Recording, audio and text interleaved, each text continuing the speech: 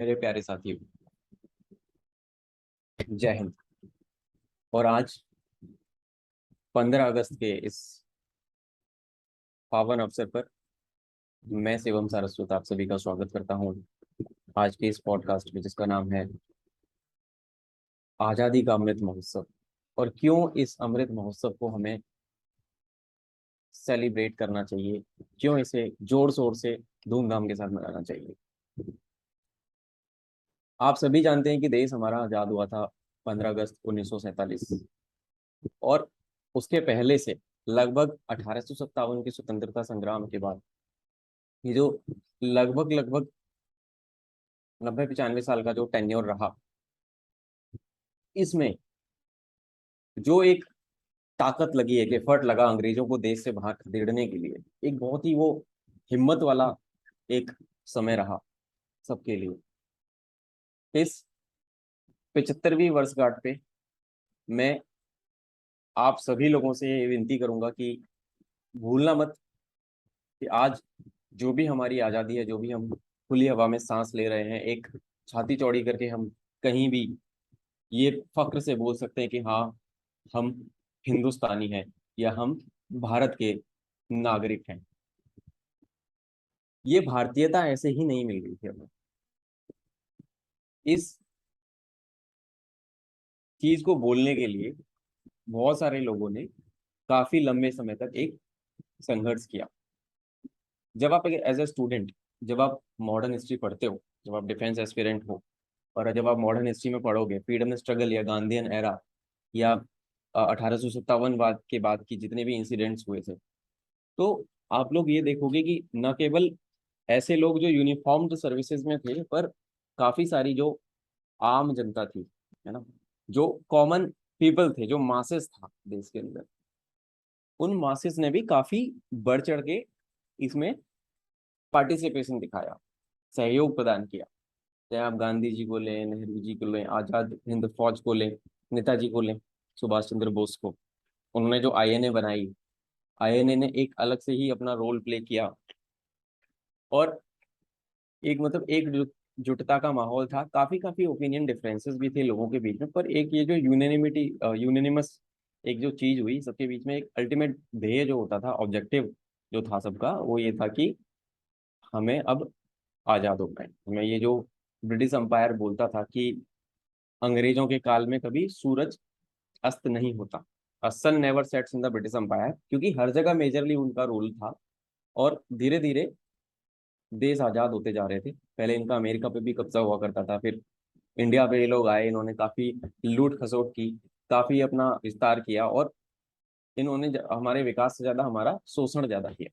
तो एक जरूरी था ये चीज होना। और इवन जो भारतीय सभ्यता, इतनी पुरानी सभ्यता हमारी मानी जाती है, वो ऐसे जंजीरों में जकड़ के नहीं रखी जा सकती थी। तो जो हुआ अच्छा हुआ। और जब हमें आज़ादी मिली उसके बाद 1947 से लेकर अब तक लगभग ये जो 75 वर्ष का एक समयावधि रही है, इस दौरान हमने काफी सारे अचीवमेंट्स भी हासिल किए। चाहे आप रॉकेट प्रोपल्शन में देख लो, हम अपने मिसाइल्स, रॉकेट्स खुद से बना सकते हैं। चाहे आप अभी जो करंट में जितनी भी गवर्नमेंट की स्कीम्स हैं, और आज अगर मैं 2022 की बात करूं, तो आपको फक्र होना चाहिए कि एक भारत एक ऐसे स्टांस पे खड़ा है, एक ऐसा रोल प्ले करता है बाकी वर्ल्ड कंट्रीज के सामने, कि जहाँ पे कोई हमारे आगे बोलने वाला नहीं है कि आप ये डिसीजन क्यों ले रहे हो, क्योंकि हर एक डिसीजन राष्ट्र हित में होता है। तो राष्ट्र सबसे बढ़कर होता है, राष्ट्र सर्वोपरि है। और हमें इस चीज़ का सम्मान भी करना चाहिए कि हम इस महान भारत देश के निवासी हैं।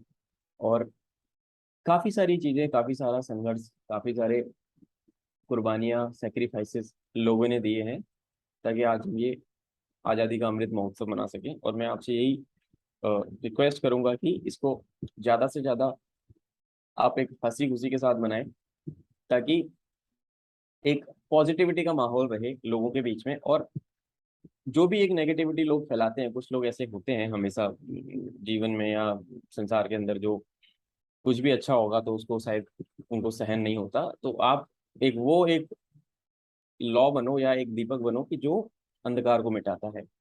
And I think India is like a rising sun, क्योंकि यहाँ से अब आने वाले समय तक, यानी कि जब हम 100 साल पूरे करेंगे, यानी 2047 में देश बहुत आगे जाने वाला है, बहुत सारी चीजें और उपलब्धियां हमें हासिल करनी है। तो we as a youth what we can contribute is that कि हम अपनी जितनी भी एनर्जी है उसको एक टारगेटेड होके, जो भी हमारा लक्ष्य है, जो भी हमने अपने जीवन का उद्देश्य या ध्येय बनाए रखा है, उसकी डायरेक्शन में हमें इसको लगा देना है। और अल्टीमेट ऑब्जेक्टिव जो आपका होना चाहिए या हमारा जो होना चाहिए वो है कि देश हमारा विकसित हो, प्रगति के पथ पे अग्रसर हो। यही हमारी कामना रहनी चाहिए।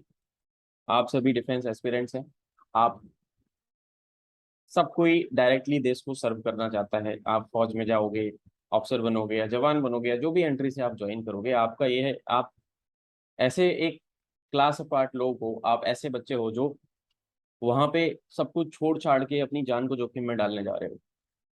तो तुम एक ये भी अपनी जिम्मेदारी समझो कि तुम आसपास के जितने भी लोग हैं उनके अंदर भी आप देशभक्ति का जज्बा पैदा करें।